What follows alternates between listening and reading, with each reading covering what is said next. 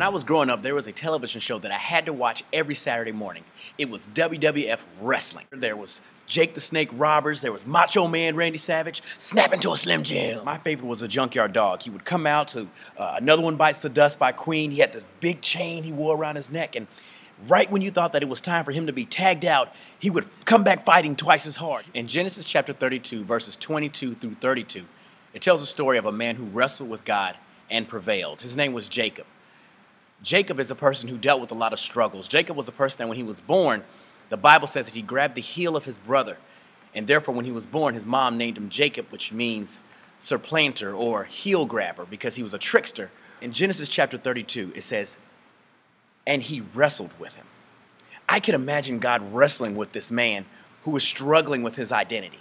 And they fought and they fought and they fought. And the Bible says that God touched the socket of his hip and pushed it out of joint, which means he had a limp. In verse 26 of that same chapter, God's talking to Jacob and he says, let me go because morning is coming or daybreak is coming.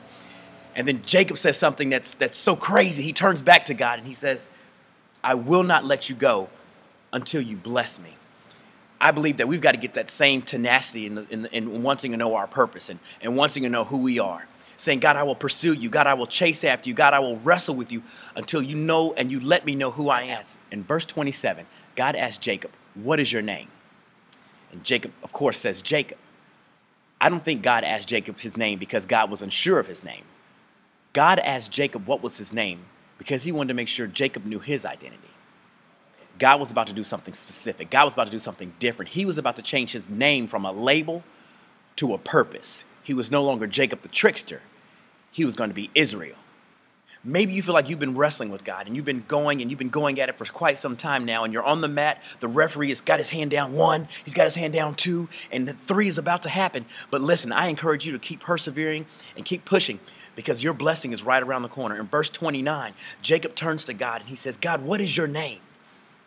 He says, who are you? And the Bible goes on to say that God blessed him in that moment.